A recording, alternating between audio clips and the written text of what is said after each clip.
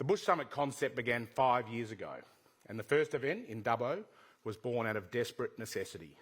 A brutal drought had hammered much of Australia, leaving the bush both broke and broken. It was a time so despairing that we required a united response from federal government all the way through to state agencies and volunteers. And Australians, from coast to coast, did what they always do. They dug deep, lent a helping hand. Fundraising collection tins appeared in shops and pubs throughout the nation. School children helped unload and distribute stock feed that had been donated by businesses and individuals. That first Bush Summit gave a voice to those working for the revival of regional and rural Australia, and to throw our thinking forward to hopes of a more prosperous future. It's the kind of voice the Herald Sun and its predecessors, the Herald and Sun News Pictorial, plus the Weekly Times, the literal voice of the country since 1869, have been giving Victoria's regions for more than 180 years. The Herald began publishing as the Port Phillip Herald in 1840.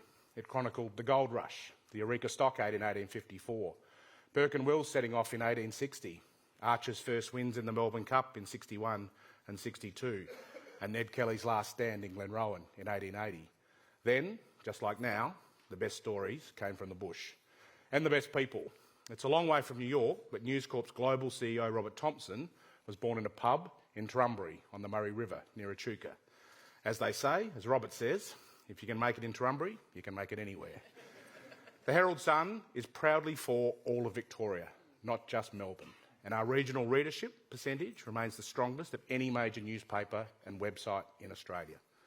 Together with the Weekly Times, the Herald Sun has stood by and stood up for our regional communities through bushfires, droughts and flooding rains. Thankfully, after 3 years of La Nina, we're now in a relatively prosperous period.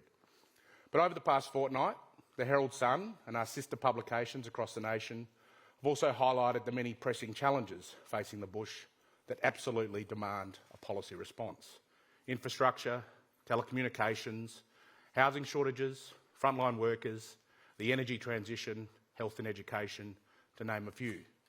Today's Herald Sun front page detailed the rural drought, and this week 50 tractors rode to State Parliament to protest new transmission lines. Also looming very large is El Nino and the prospect of a sustained new dry. And that's why this year's Bush Summit is so critical. We must use this platform and the ears of our political leaders to ensure everything possible is being done to help prepare our farmers for another drought if it eventuates. While there are challenges, there are so many opportunities. We have world-class farmers, production, distribution and research facilities. Demand for our incredible produce and products is skyrocketing, particularly from the fastest growing countries who are right on our doorstep. It's a little surprise that more so than ever, Australia's city folk are planning permanent regional relocations.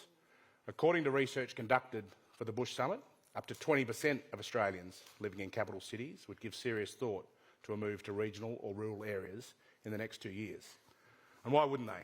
It's less expensive, there's no traffic, there's fresh air, and let's face it, the CWA scones are much tastier than anything you will get in a hipster cafe in Melbourne. Just to put a solid number on that, we're talking about nearly 3.5 million city dwellers nationwide bringing their capital and economic clout to regional Australia. If handled correctly, this kind of shift could pay off massively for both urban and country areas. But that sort of exodus, human exodus, requires urgent government attention. If towns are barely coping now, how are they going to cope with this many hipsters coming to town? We'll discuss this and much more during today's Bush Summit, which features what are sure to be thought-provoking panels on livability, business reliance and the decade ahead. Along with our keynote address and Q&A with the Deputy Premier, we also have moderated conversations with Adam Giles, Senator Mackenzie and Lauren Jackson. We're fortunate to have so many influential regional decision makers here today, and I thank them all for investing their time to participate. As well, the Prime Minister, Anthony Albanese, attended our launch event in Tamworth, and there will be a video message from him shortly. The PM has attended every Bush Summit since 2019, and that's entirely how it should be. It's what makes the Bush Summit so special. We come here to the regions to listen and to grill the movers and shakers from Canberra to Spring Street. And this is the country, so beware. The BS detectors are very well tuned. But what also makes the Bush Summit so special is our valued partners. We simply couldn't put on an event like this without them. So a huge thank you to our national presenting partner, Hancock Agriculture, and to Adam Charles for being here today. Also thanks to our major partner, Woolworths. And today's event is also supported by Qantas, Sky News, The Weekly Times and Ag Journal.